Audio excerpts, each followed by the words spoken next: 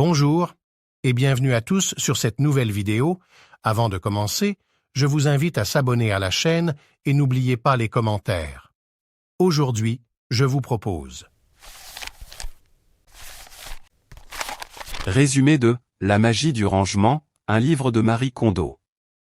Cet ouvrage n'a pas de rapport avec la communication ou l'aisance relationnelle, mais il parle purement de développement personnel au sens large.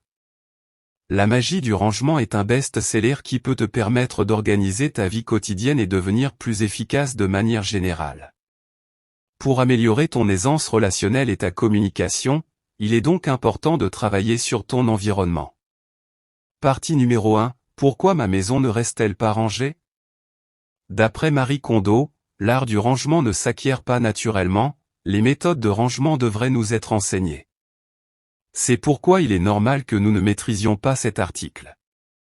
Avec la bonne approche, l'effet rebond, ou effet yo-yo comme pour un régime, ne revient jamais, l'espace de vie reste rangé en permanence. Comment procéder lors du rangement de son espace de vie, maison, bureau, etc. 1. Ranger correctement et une bonne fois pour toutes. Le fait de ranger tout d'un seul coup devrait opérer en nous un changement impressionnant dans notre état d'esprit. Il faut définitivement oublier l'idée de jeter petit à petit, car c'est le meilleur moyen de devenir esclave du rangement et d'être totalement démotivé. Marie Kondo dit que pour ranger à la perfection, il suffit de savoir tout ce qu'il faut jeter ou non et où ranger ce qu'il faut garder. 2. Trier par catégorie d'objets et non par pièce.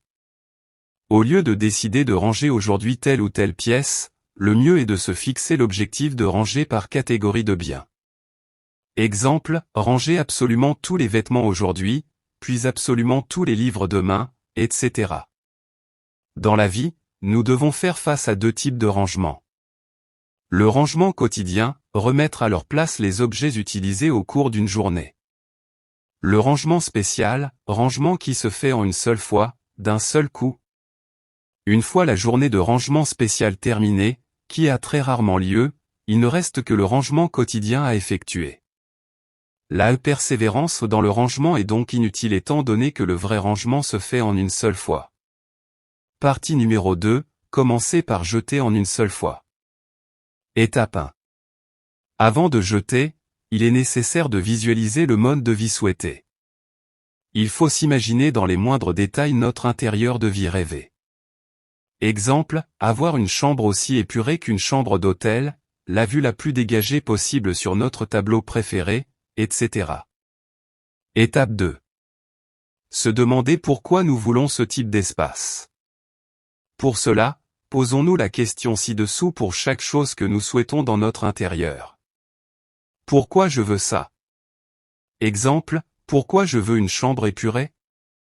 C'est à travers les réponses à ces questions que nous devrions arriver à la conclusion que finalement jeter et garder des choses n'ont qu'un seul but, nous rendre heureux. Étape 3. Faire un tour d'horizon de ce que nous possédons. Étape 4. Choisir ce qu'il faut jeter ou garder. Pour cela, le meilleur moyen est de tenir l'objet, ou le vêtement, dans ses mains un moment et de se demander s'il nous met en joie, s'il nous rend heureux. C'est comme cela que nous pourrons nous retrouver dans un intérieur qui nous rend heureux. Partie numéro 3, comment ranger par catégorie. Pour que jeter et ranger soit plus facile, il faut procéder catégorie par catégorie, dans l'ordre suivant. 1. Vêtements. Rassemblez absolument tous vos vêtements en un seul et même endroit et classez-les par sous-catégorie. Les hauts. Les bas. Les vêtements qui se suspendent. Les chaussettes. Les sous-vêtements. Les sacs à main, etc. Les accessoires. Les vêtements pour des occasions bien précises, maillot de bain, chapeau, etc. Les chaussures. L'erreur à ne pas commettre. Ne jamais déclasser des vêtements d'extérieur en vêtements d'intérieur, hormis les t-shirts en coton. Il s'agit en effet de la stratégie idéale pour repousser le moment de se débarrasser de vêtements qui ne nous procurent plus de joie. Nous passons beaucoup de temps chez nous et ce n'est pas parce que personne ne nous voit qu'il faut faire du vêtement d'intérieur un vêtement secondaire. C'est justement parce que personne ne nous voit qu'il faut renforcer l'image de soi en portant des vêtements d'intérieur confortables et esthétiques. Les vêtements d'intérieur doivent être achetés dans des boutiques ou rayons spécialisés et vous plaire visuellement. Pour mieux déterminer si le vêtement que l'on tient entre les mains nous procure de la joie ou non, nous pouvons nous poser les questions suivantes. Quelle place a-t-il dans ma vie? Quand l'ai-je acquis? Quelle importance avait-il à l'époque? 2 livres. La méthode KonMari préconise que nous mettions absolument tous nos livres au sol pour bien voir leur couverture. S'il y a vraiment beaucoup trop de livres, il faut les classer en 4 groupes. Généralité, les livres que nous lisons pour nous détendre. Pratique, livres de référence, livres de cuisine, etc. Visuel, collection photos, etc. Magazine. L'idée est de conserver sur nos étagères uniquement les livres qui nous rendent heureux. Il faut se débarrasser des livres jamais lus. Des livres à peine entamés ou lus à moitié. Posséder moins de livres amplifie l'impact des informations lues. Lorsque l'on tombe sur un livre, c'est le moment de le lire. 3 papiers. Marie Kondo nous conseille de jeter absolument tous les papiers qui n'entrent pas dans ces catégories. En cours d'utilisation. À utilité limitée dans le temps. À garder indéfiniment. Les garanties. Il faut réunir les papiers à traiter au même endroit et il en va de même pour les papiers à garder indéfiniment. Les papiers à garder peuvent ensuite être séparés en 3 rangements différents. Un rangement pour les papiers peu fréquemment consultés, bail, contrat d'assurance, etc. Un rangement pour les papiers dont nous nous servons plus souvent et un rangement pour les garanties. Les erreurs à ne pas commettre. Garder les supports distribués lors de séminaires. Marie Kondo est persuadée que nous ne mettons pas en pratique tout ce que nous apprenons au cours de ces séminaires précisément parce que nous nous accrochons à cette documentation. Garder les relevés de compte et les carnets de chèques terminés. Garder les manuels d'utilisation, hors manuels ordinateur ou appareils photo. 4 objets divers, pièces de monnaie, petits articles, gadgets, etc. Les objets divers appelés Komono par Marie Kondo, font assez peur à trier, mais si nous les trions dans le bon ordre, c'est très facile. L'ordre du tri des objets divers. 1. CD, DVD. 2. Produits de soins pour la peau. 3. Maquillage. 4. Accessoires. 5. Objets de valeur, passeport, carte bancaire, etc. 6. Appareils électroménagers, appareils photo numériques, cordons électriques, tout ce qui semble vaguement électrique. 7. Équipements ménagers, matériel d'écriture, aiguilles à tricoter, etc. 8. Fournitures pour la maison, les médicaments, les détergents, les mouchoirs, etc. 9. Ustensiles de cuisine, vivres. 10. Autres. Il faut ensuite se débarrasser de chacun des objets inutiles de cette liste, puis conserver et ranger ceux qui nous procurent de la joie, en respectant l'ordre du tri des objets Komono. Les pièces de monnaie. Quant aux pièces de monnaie qui s'accumulent dans plusieurs endroits de notre intérieur, ce n'est pas une bonne idée. Il faut toutes les ranger dans notre porte-monnaie, jamais dans une tirelire, ou les déposer en banque. Les objets à jeter que nous conservons juste au cas où. Vous savez, ce sont ces objets que l'on identifie instantanément comme destinés à la poubelle sans avoir à se demander est-ce que ceci me met en joie. Liste de ces objets. Les cadeaux. Les boîtes de rangement de téléphone mobile. Les câbles électriques non identifiés. Les boutons de rechange. Les cartons d'appareils électroménagers. Les télévisions et radios hors d'usage. Les couchages pour les amis qui ne viennent jamais. Les échantillons de produits cosmétiques gardés pour les voyages. Les produits de santé dernier cri. Les gadgets publicitaires gratuits. 5 objets à haute valeur sentimentale. Les souvenirs. Ce sont les objets dont il est le plus difficile de se séparer, car nous craignons d'oublier les précieux moments associés à ces souvenirs. Mais en réalité nous devons nous dire que les souvenirs précieux ne s'envoleront jamais même si nous les jetons. Nous devons vivre dans l'instant présent, il est inutile de se raccrocher à des souvenirs du passé que nous aurions oubliés sans ces objets. Le plaisir et l'enthousiasme ressentis dans l'instant présent sont plus importants. L'erreur à ne pas commettre. Donner ces objets à haute valeur sentimentale à la famille qui se retrouvera dans le désordre à son tour. Les photos. Marie Kondo préconise de réunir absolument toutes les photos en un seul et même endroit et de ne garder que celles qui font monter des émotions en nous. L'erreur à ne pas commettre. Conservez les photos qui appartenaient à des personnes décédées, exemple, les photos qui appartenaient à votre grand-père. Ce ne sont pas nos souvenirs que nous devons chérir, mais la personne que nous sommes devenus grâce à ces expériences passées. Notre intérieur est destiné à l'individu que nous sommes en train de devenir et non à la personne que nous étions par le passé. Une fois que nous aurons mis de l'ordre dans notre intérieur et que le volume de nos biens aura diminué, nous devrions percevoir la nature de nos vraies valeurs. Nous saurons ce qui est vraiment important dans notre vie. Les affaires que nous possédons en trop, mais dont nous ne voulons pas nous séparer ne sont pas celles dont nous prenons le plus soin, bien au contraire. En revenant à un volume de biens que nous pouvons raisonnablement gérer, nous redynamisons la relation avec nos affaires. Se séparer de ce qui ne nous est pas utile n'est pas du gaspillage. Si nous suivons notre intuition, tout se passera bien. Marie Kondo explique que la procédure de sélection d'objets est très personnelle. Pour éviter l'effet rebond, nous devons créer notre propre méthode de rangement en utilisant nos propres normes.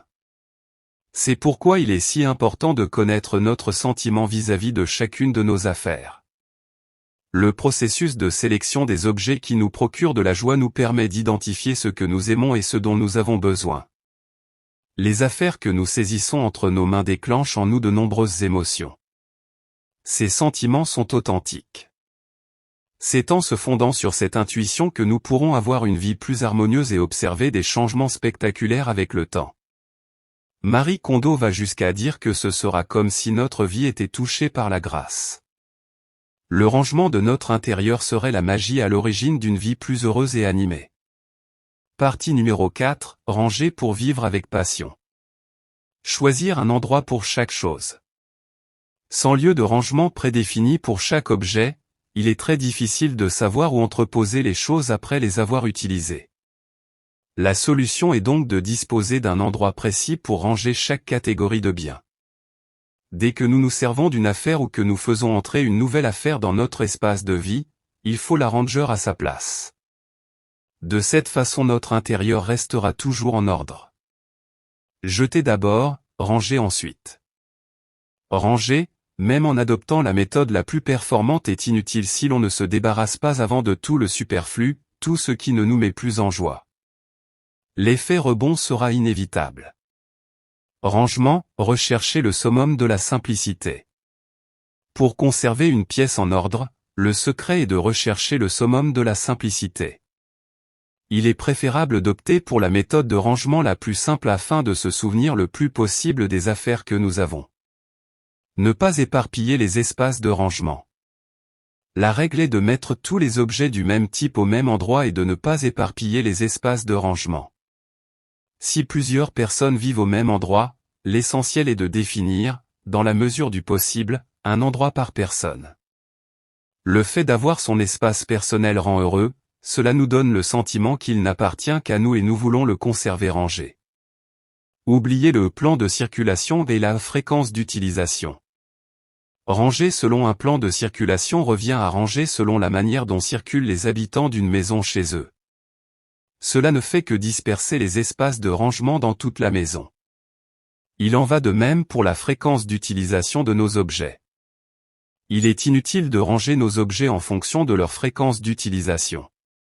Il faut faire au plus simple en rangeant le plus simplement possible par rapport à notre espace de vie, voilà tout. Ne jamais empiler les choses, préférez le rangement vertical. La méthode KonMari préconise de ne jamais empiler nos affaires. Empiler ces affaires nous donnerait l'impression d'avoir un espace de rangement inépuisable. Marie Kondo explique que ranger à la verticale est essentiel, même pour les vêtements. Elle a d'ailleurs développé une méthode de pliage à la verticale qu'elle dit extrêmement efficace. Le rangement à la verticale est aussi une forme de respect pour nos affaires, car aucune affaire n'a à supporter le poids d'une autre sur elle. Pas besoin d'éléments de rangement spéciaux. Les seuls rangements dont nous avons besoin sont de simples tiroirs et boîtes et pas des choses spéciales ou sophistiquées. Le meilleur moyen de ranger des sacs, c'est de les mettre dans un autre sac. Le moyen le plus efficace de ranger nos sacs serait de les entreposer les uns dans les autres. Néanmoins, dans l'idéal, il ne faut pas entreposer trop de sacs dans un seul, 2 est un bon chiffre.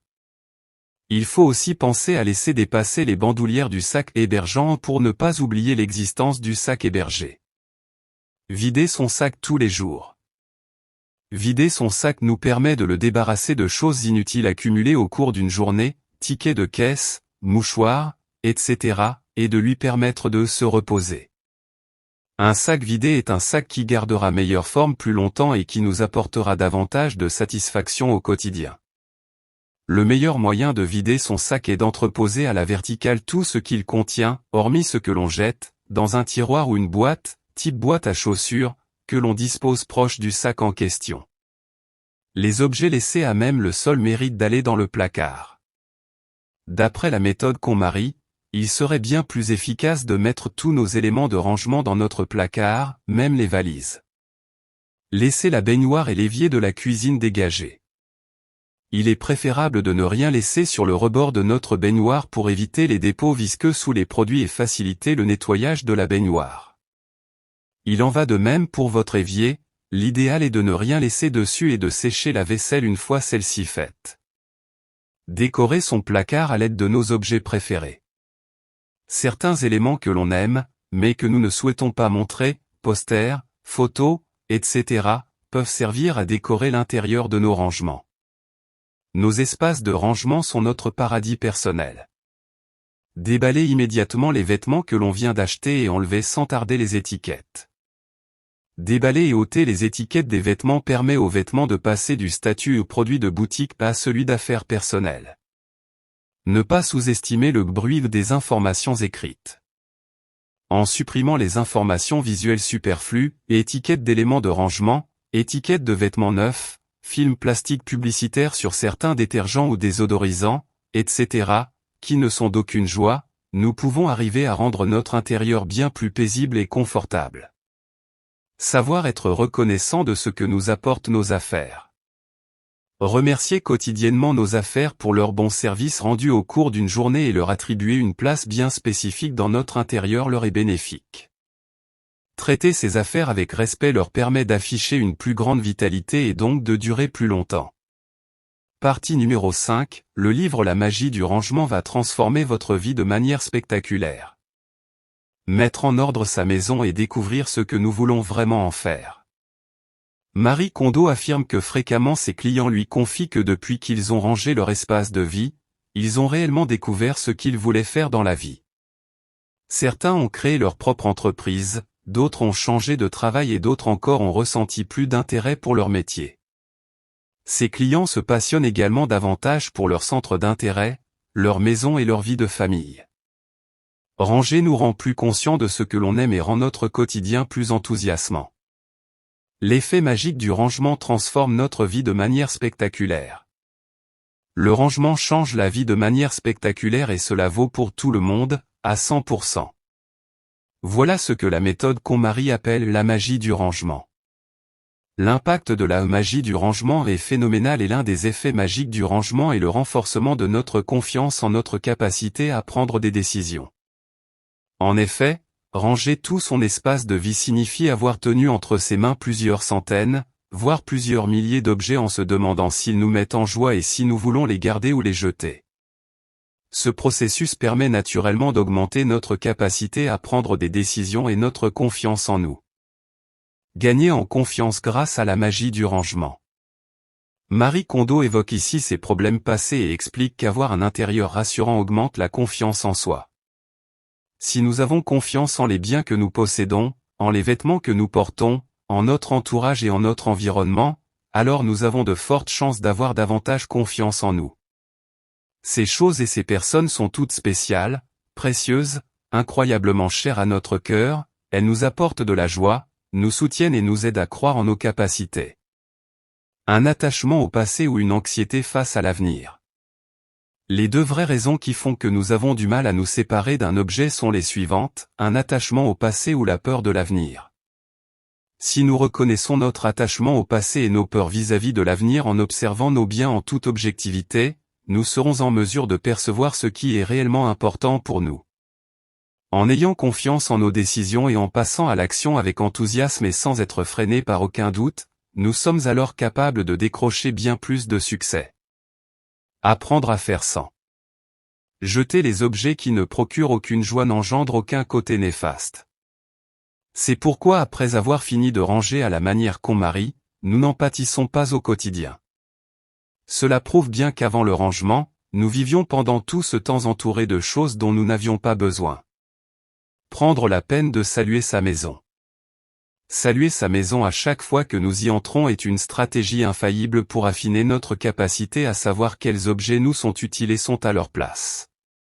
Pensez systématiquement à saluer sa maison en y entrant avec un simple « salut », « je suis rentré » ou « merci de me donner un toit » à haute voix ou dans notre tête nous permettra de sentir qu'elle nous répond. Comme cela, nous serons progressivement capables de savoir dans quelle partie notre maison souhaite que nous mettions de l'ordre et où elle aimerait que nous rangions les choses.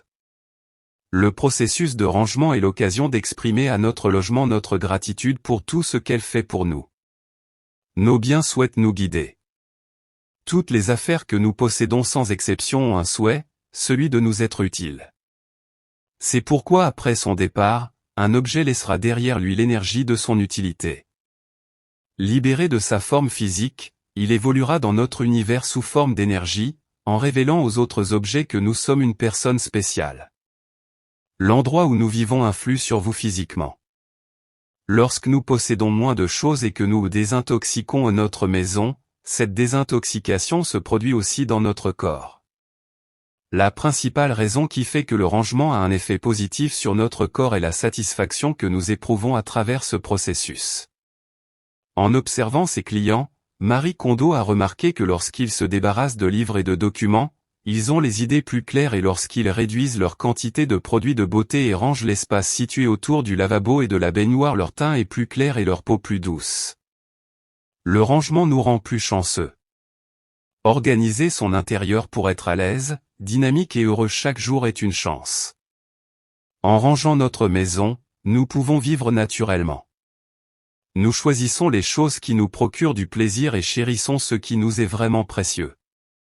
Rien ne peut nous apporter plus de bonheur que d'agir de manière aussi simple et naturelle. Si l'on peut appeler ça de la chance, alors mettre de l'ordre dans sa maison serait un bon moyen d'en bénéficier.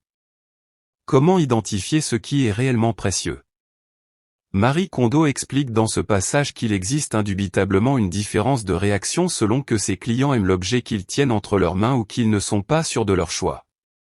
Face à un objet source de plaisir, la décision prise est généralement instantanée et leur regard brille. En revanche, si l'objet ne procure pas de joie, leurs mains s'immobilisent, leur tête se redresse et leurs sourcils se froncent. C'est pourquoi, l'auteur parvient d'un simple coup d'œil à repérer quels objets mettent en joie ou non ses clients. Être entouré de choses sources de joie nous rend heureux. Si l'objet que nous souhaitons conserver est farfelu et que nous en avons presque honte, mais que celui-ci nous procure une vraie joie, alors il faut le garder. Si on est capable de dire avec certitude « je l'aime vraiment », quoi qu'en disent les autres et si nous sommes fiers de le posséder, alors il ne faut pas se soucier du qu'en dira-t-on. Notre vraie vie commence après avoir mis en ordre notre maison. Le rangement ne doit pas être une tâche quotidienne, nous ne sommes pas faits pour nous y coller toute notre vie. Le rangement peut se faire à fond et rapidement, en une seule fois. Les seules tâches que nous devrons exécuter jusqu'à la fin de nos jours sont de choisir quoi garder et quoi jeter et d'aimer les choses que nous déciderons de conserver. Consacrons plutôt notre temps pour les choses qui nous procurent plus de plaisir, pour notre mission dans la vie. Marie Kondo est convaincue que le fait de ranger notre maison va nous aider à trouver la mission qui parle à notre cœur. C'est pourquoi, notre vie ne démarrera vraiment qu'une fois notre maison en ordre. En conclusion, la magie du rangement présente d'une façon nouvelle les méthodes de rangement. Le rangement y est décrit comme un art pouvant transformer notre vie de façon spectaculaire. Ranger et jeter d'un seul coup pour ne conserver que les objets qui nous mettent en joie rend plus heureux, car nous ne vivons plus qu'entourés de choses qui nous rendent heureux. La magie du rangement nous permet également d'augmenter notre pouvoir décisionnel, notre confiance en nous et donne une vision plus claire de ce que nous voulons vraiment dans la vie après avoir éliminé tout le superflu de nos espaces de vie. Une nouvelle vie s'offre à nous, une fois notre maison rangée.